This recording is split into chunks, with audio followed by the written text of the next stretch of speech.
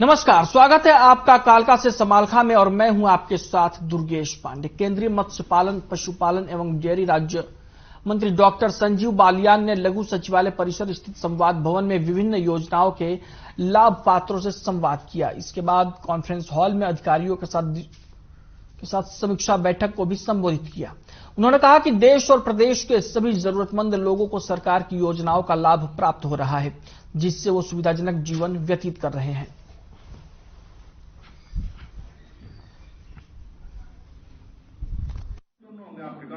देखिए, अभी पता लगा है इस बात का। मैं तो चूंकि प्रदेश सरकार का मामला है, मैं और शर्मा जी तो सुझाव ही दे सकते हैं। केंद्र का कोई मामला होता दिल्ली उठाते, लेकिन हाँ, सरलीकरण होना चाहिए जिससे आम जनता को ज्यादा परेशानी ना हो। इस तरह की एक व्यवस्था हमें इसमें लागू करनी चाहिए। किया तो लोगों के भले के लिए, लेकिन व्यवस्था कई बार गड़बड़ा जाती है। उस व्यवस्था को ठीक करने की आवश्यकता। जो सर्वे होने थे वो ठीक से नहीं हो पाई, तो आपके सामने भी रखी गई है जी। ऐसा ही लगा, कुछ लोगों ने देखा, कुछ ठीक हुए होंगे, कुछ नहीं हुए होंगे। जो निचले स्तर का कर्मचारी कहीं न कहीं कई बार उसकी गलती हो जाती है, तो सरकार प्रयास करेगी उसे बेहतर करने का। पानीपत के भारत नगर में उस वक्त हड़कंप मच गया जब दोपहर करीब 1 बजे यूनिवर्सल टेक्सटाइल स्नीपिंग मिल में भयंकर आग लग गई। स्नीपिंग मिल में आग लगने से करोड़ों रुपए के नुकसान की आशंका जताई जा रही है।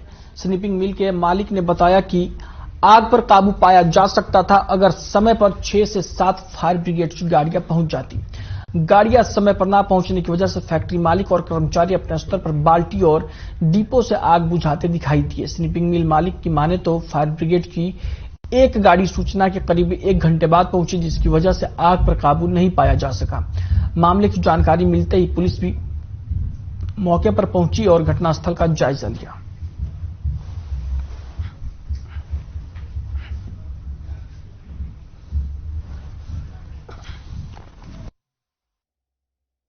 हमारे पास तो 112 से कॉल आई थी। कॉल आते ही हम अपना मौके पहुंच गए। कितनी देर पहले आई थी आप? कॉल कितनी देर पहले आई थी?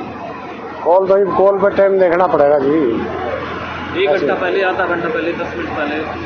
5 मिनट का टाइम हमारा, 5 मिनट में आ गया नजदीक से।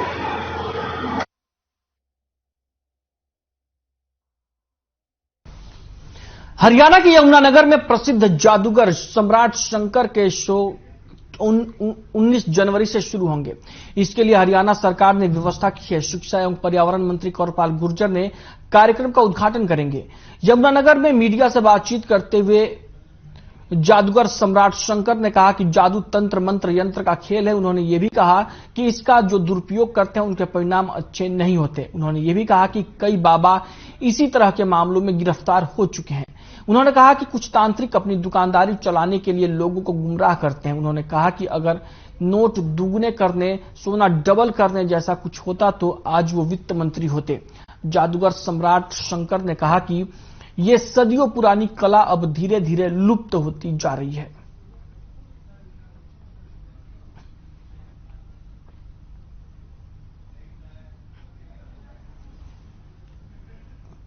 की तरफ ध्यान देना चाहिए।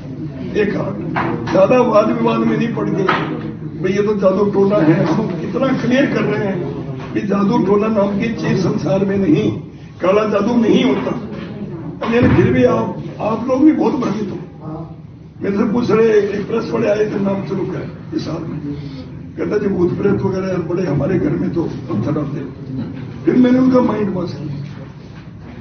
मैंने कहा वो उनमें से ही कोई परिवार में से ही कोई फेंकते हैं यार, वो नहीं भूत प्रेत।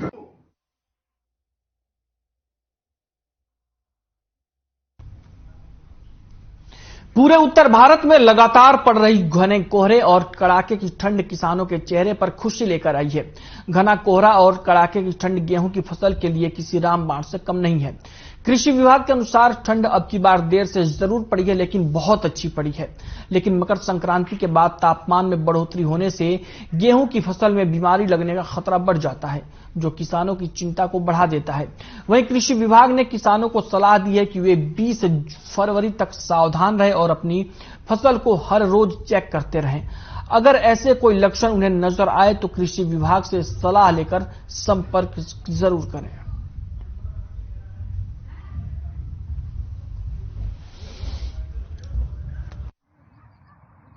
उसका पहली परेशान है डंगरां दे और कुछ ये फसलों का देखभाल देखा थोड़ा बहुत असबेदी आने का, भाई कोई बीमारी आई या नहीं आई, क्या है रहा क्या नहीं। हम तो घर से आते हैं, पत्ते का हाथ लगा कर देखा भाई कोई पीला तरों का रुतबा तो नहीं, पीला रुतबा बोलते हैं उसको। हाँ, अगर वो बीमारी होगी तो फिर तो स्प्रे करनी पड़ेगी, स्प्रे करांगे। चिंता तो रहती है सारा दिन, कुछ डंगरा से चिंता है रही, कुछ वैसी चिंता है रही डंगरा ने बीमारी से भी। उससे हमारे गेहूं की फसल में खास करके एक पीले रंग की फफूंदी होती है, वो लगने के चांसेस होते हैं। तो उसके लिए हम अपनी तरफ से अवेयरनेस यही कर रहे हैं कि रोज आ रहे हैं, चेक कर रहे हैं, पत्तों में हाथ लगा के देखते हैं। जहां अगर कुछ ऐसा मिलेगा तो हम अपनी तरफ से भी करेंगे, प्रशासन को भी बताएंगे और फसल पे नुकसान होने से बचाने की पूरी कोशिश करते हैं। जो चिलिंग रिक्वायरमेंट थी फसलों की वो काफी अच्छी रही है। अब मकर संक्रांति के बाद परंपरागत तौर पर जो तापमान में बढ़ोतरी होती है उसमें हमें फुटहिल्स ऑफ शिवालिक, जो हमारे शिवालिक के नीचे के जिले हैं पंचकुला, अंबाला, यमुनानगर, कुछ भाग कुरुक्षेत्र का भी, यहाँ कुछ विशेष तौर पर हमें सावधान रहने की जरूरत है। अप टू 20 फरवरी 20 फरवरी तक हमें विशेष तौर पर सावधान रहने की जरूरत है। उसका कारण यह है कि परंपरागत रूप से इन क्षेत्रों में गेहूं में येलो रस्ट बीमारी हर साल ही आती है, जो कि एक फफूंद जनित बीमारी है। और पहले तो बात ये आई, अब थोड़ी तो इतनी सर्दी पड़ी ना, जो पहले पड़ती थी, जो सर्दी पड़ती थी हमारी को फसल को लबदाई थी वकने को। जितनी सर्दी पड़ेगी कोई बीमारी नहीं आती, कोई कुछ नहीं होती, कोई सर्दी नहीं पड़ती, बीमारी आती है जरूर। बीमारी एक प्रकार की, दो प्रकार की बीमारी आती है। सर बचाव के लिए क्या करें जी, हम तो अपनी जेब से पैसा खर्च नहीं, दवाई वहां से दवाई लेके आते हैं, स्प्रे करते हैं, उसको भी पैसा देना है, इधर खेत का मुआवजा देना है। सरस्वती धरोहर विकास बोर्ड के उपाध्यक्ष धूमन सिंह किरमिच ने 26 जनवरी को पिहोवा में आयोजित होने वाले एक दिवसीय सरस्वती महोत्सव के प्रबंधों के बारे में विस्तृत जानकारी दी। उपाध्यक्ष धूमन सिंह किरमिच ने कहा कि मुख्यमंत्री मनोहर लाल द्वारा 2015 में आरंभ किए गए सरस्वती महोत्सव को बसंत पंचमी के अवसर पर धूमधाम से मनाया जाता है। इसी कड़ी में 26 जनवरी को कुरुक्षेत्र के उपमंडल पिहोवा में एक दिवसीय सरस्वती महोत्सव का आयोजन किया जाएगा।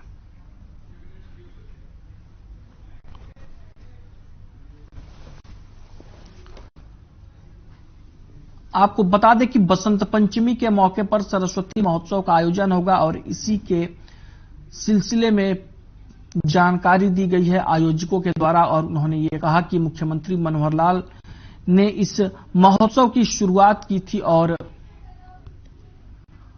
इस आयोजन को लगातार बसंत पंचमी के मौके पर लगातार किया जा रहा है। और आपको बता दें कि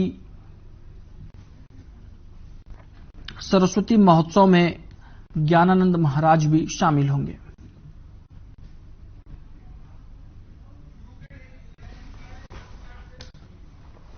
ज्ञानानंद जी के सानिध्य में सरस्वती महोत्सव माननीय मुख्यमंत्री जी 2015 बनने के बाद से ही शुरू किया गया है और अभी तक बहुत अच्छे ढंग से सरस्वती महोत्सव बसंत पंचमी के अवसर पर मनाया जाता है।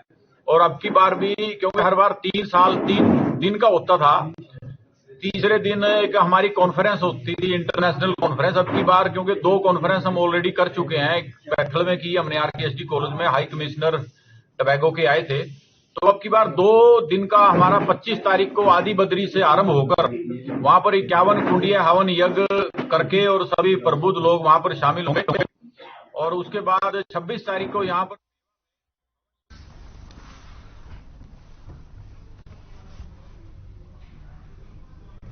प्रदेश में सड़क सुरक्षा सप्ताह के समापन समारोह पर पुराने बस स्टैंड पर एक कार्यक्रम का आयोजन किया गया। कुरुक्षेत्र के सांसद नायब सैनी और थानेसर विधायक सुभाष सुधा ने सड़क सुरक्षा सप्ताह के समापन समारोह के कार्यक्रम का विधिवत रूप से शुभारंभ किया।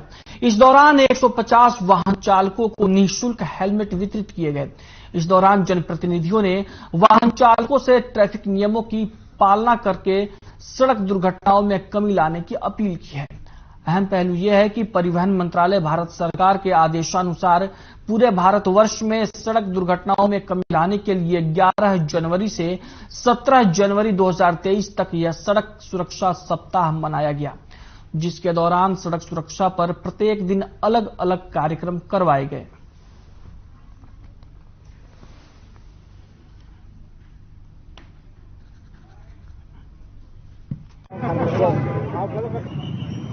मैं सर्वप्रथम परिवहन विभाग का धन्यवाद करता हूँ प्रदेश के मुख्यमंत्री मनोहर लाल जी का, जिनकी एक बहुत बड़ी सोच है। उनकी सरकार से हर आदमी की सेफ्टी होनी चाहिए। सेफ्टी के लिए हमने यहाँ हेलमेट का देने का काम किया हमारे आरटीओ विभाग ने। मैं इनका बहुत बहुत धन्यवाद करता हूँ। आज हमारे बीच में सांसद नायब सैनी जी आए और ये सभी को हमने विजिट किया। देखिए, आज जिला प्रशासन कुरुक्षेत्र के द्वारा रोड सेफ्टी सप्ताह के तहत आज हेलमेट डिस्ट्रीब्यूट किए जा रहे हैं। हेलमेट पहनना जरूरी है, क्योंकि एक एक जिंदगी कीमती है। कहीं पर कोई दुर्घटना हो जाए, हेलमेट से हम का बचाव हो सकता है। और जब भी हम घर से बाहर निकलें, मोटरसाइकिल के ऊपर, दो पहिया वाहन के ऊपर जब भी बाहर निकले, हम हेलमेट पहन करके बाहर। गुरुग्राम के थाना सेक्टर 53 में चोरी की वारदात सामने आई है, जहां चोरों ने आरडी मॉल स्थित रिलायंस डिजिटल स्टोर से हाथ साफ कर दिया। आपको बता दें कि रात में स्टोर कर्मचारी स्टोर को सही से बंद करके चले गए थे। अगले दिन जब कर्मचारी स्टोर खोलने के लिए पहुंचे तो स्टोर का मेन गेट खुला हुआ था और स्टोर के अंदर से 60 आईफोन, 5 एप्पल स्मार्ट वॉच और 3 लैपटॉप गायब मिले। वहीं पुलिस ने आगे की कार्रवाई करते हुए इस मामले में 2 आरोपियों को गिरफ्तार कर लिया है।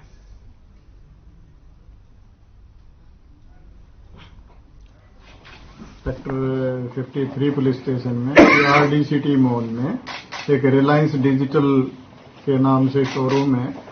उसमें 4 तारीख को उसके कर्मचारी अच्छे से उसको बंद करके गए थे और 5 तारीख को जब वापस आए तो वहां से काफी सारा सामान चोरी हुआ मिला, जिसमें लगभग 60 लाख रुपए की चोरी थी। इसमें मोबाइल फोन, एप्पल के मोबाइल फोन, एप्पल की वॉच और लैपटॉप आदि ये सामान चोरी हुआ था। उसके बाद हमारी क्राइम टीम सेक्टर 40 ने काम करते हुए उसमें जो शामिल 2 आरोपी थे उनको गिरफ्तार करने में कामयाबी हासिल की।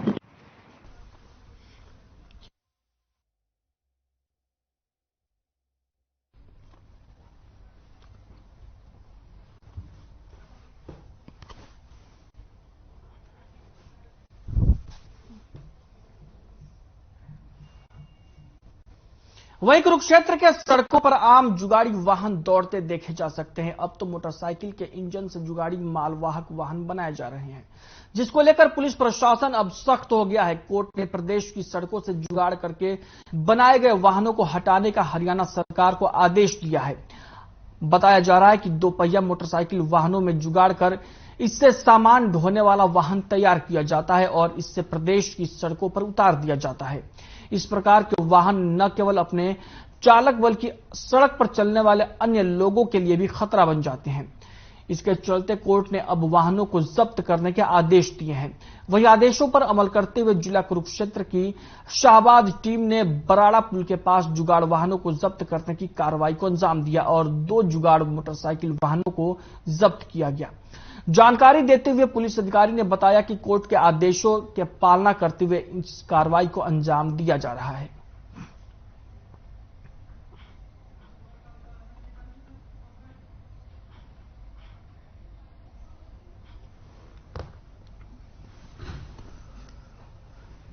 कुरुक्षेत्र में जुगाड़ वाहनों के खिलाफ कार्रवाई की गई। आपको बता दें कि कोर्ट ने पुलिस को यह आदेश दिया है कि इन वाहनों पर सख्त से सख्त कार्रवाई की जाए, क्योंकि ऐसे वाहन धड़ल्ले से पूरे प्रदेश में सड़कों पर देखे जा रहे हैं और ये वाहन अपने चालक को तो खतरे में डालते ही हैं, इसके साथ ही सड़क पर चलने वाले दूसरे लोगों के लिए भी खतरा बनते नजर आ रहे हैं। इसी को लेकर कोर्ट ने सख्त रुख अपनाया है और प्रशासन को ऐसे वाहनों पर कार्रवाई करने के आदेश दिए हैं।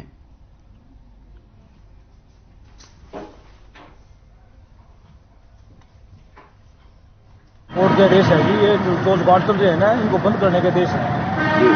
इनके डॉक्यूमेंट नहीं, कुछ नहीं है, ये चलने का आदेश नहीं है इनके पास। ठीक है जी, इनको बंद करने का आदेश है, कोर्ट के आदेश है। ऑप्शन वाला का आदेश है कि भाई इनको बंद करो। तो आज कितने वाहन बंद करें आप? 2 जुगाड़ बंद करें।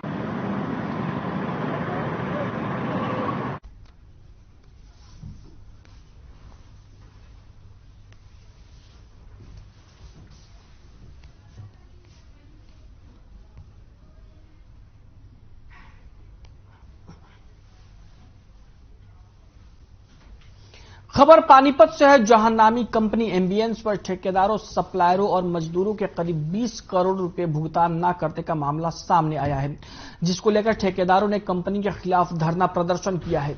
इस दौरान ठेकेदारों ने बताया कि जो भी एम्बियंस कंपनी का काम किया है उसका मौजूदा कंपनी तुड़वाकर सबूत मिटाने का काम कर रही है।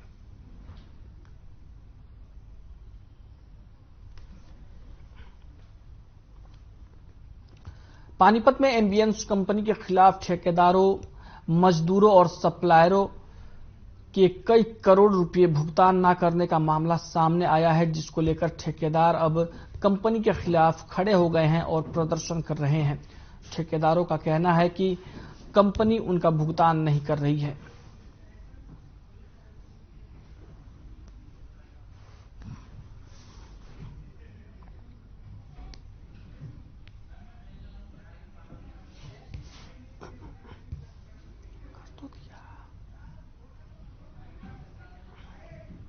हजार 14 से काम कर रहे हैं। 2014 से लेकर 2022 तक हमारे को, जैसे हमने 2 करोड़ का काम किया, हमारे को 50 लाख पेमेंट दी, 1.5 करोड़ ड्यू रह गया। इस तरह करते करते 2022 तक हमारी पेमेंट लगभग सप्लायर, ठेकेदार, मजदूर, पोटी कॉन्ट्रैक्टर, जिनके सभी के 20 करोड़ लगभग रुपये आज देने हैं।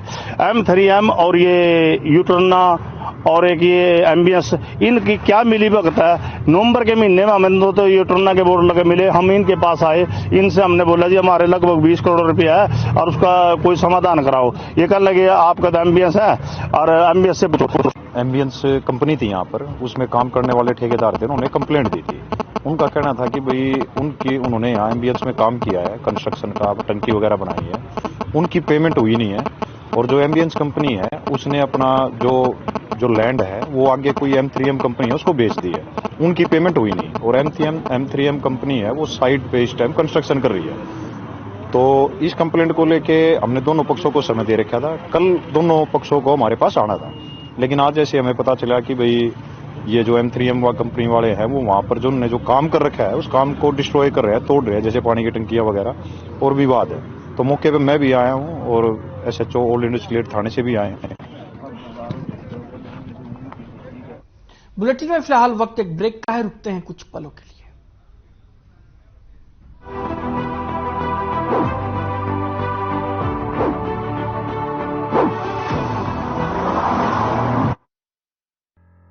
संकल्प नए उत्तराखंड का।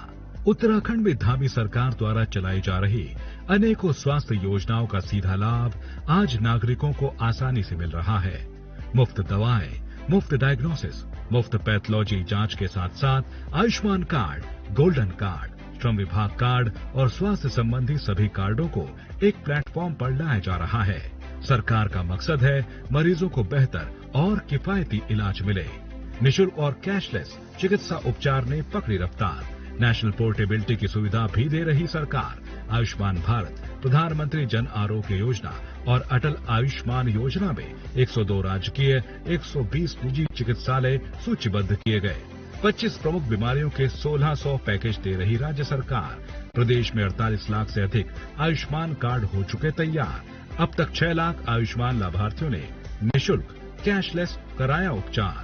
अब तक 32,000 से ज्यादा बार लोगों ने पाया कैंसर का उपचार। निःशुल्क उपचार में व्यय हुए 980 करोड़। प्रदेश के नागरिकों को विभिन्न रोगों में अच्छा उपचार मुहैया कराने के साथ साथ आपात स्थिति में तेजी से उपचार देने के लिए एडवांस लाइफ सपोर्ट एम्बुलेंस और खुशियों की सवारी ने गर्भवती महिलाओं की हर मुश्किल को आसान कर दिया है। टेली मेडिसिन ई संजीवनी से आज दूरस्थ पर्वतीय क्षेत्रों के मरीजों को मिल रहा है निःशुल्क परामर्श और उपचार।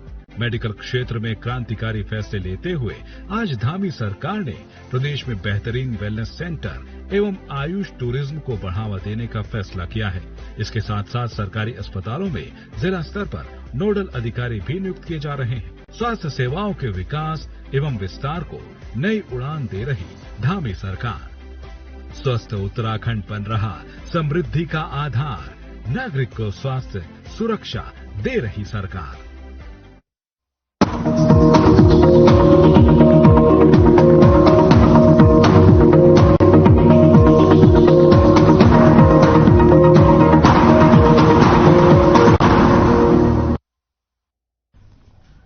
ब्रेक के बाद स्वागत है आपका। कलावली से देशू मलकाना रोड पर हुई गैंगवार मामले में पुलिस ने जग्गा तखतमल, गगी ओंढा, बलकार तखतमल और 7 अन्य के खिलाफ हत्या समेत अन्य धारा लगाकर मामला दर्ज किया है। आरोपियों के पंजाब में छिपे होने की सूचना मिलने के बाद सिरसा पुलिस ने पंजाब पुलिस की सहायता से मुक्तसर समेत कई अन्य क्षेत्रों में छापे मारे हैं। इसके अलावा पुलिस ने प्रदेश के अन्य जिलों से भी सहायता मांगी है। इसके बाद भी पुलिस के हाथ खाली हैं। आपको बता दें कि गैंगवार की जानकारी देने के बाद आरोपी जग्गा ने सोशल मीडिया पर पोस्ट डालकर वारदात को अंजाम देने की बात स्वीकारी है। आपको बता दें कि एक्सटेंट गाड़ी को लेकर आरोपी हुए थे और इस गाड़ी को सुखचैन गांव से बरामद कर लिया गया है। कलावली से थाना प्रभारी ने इसकी पुष्टि की है। रीड करना सर।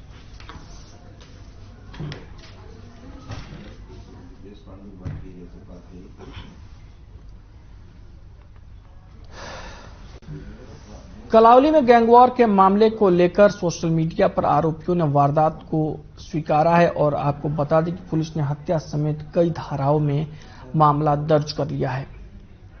कलावली में गैंगवॉर की ये खबर है और सोशल मीडिया पर वारदात को अंजाम देना स्वीकार किया है आरोपियों ने।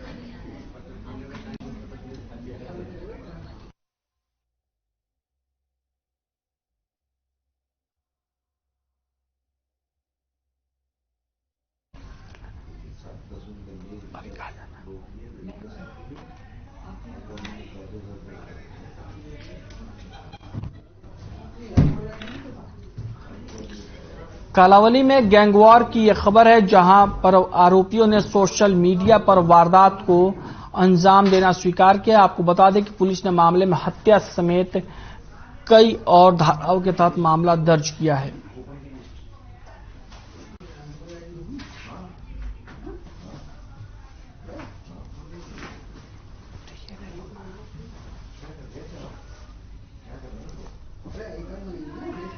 आपको बता दें कि मामले में आरोपी पंजाब भाग चुके हैं और पुलिस मामले में लगातार जगह जगह पर दबिश दे रही है, लेकिन अभी भी पुलिस के हाथ खाली हैं। कलावली में गैंगवार की यह खबर है, जिसको लेकर आरोपियों ने सोशल मीडिया पर वारदात को स्वीकार किया है।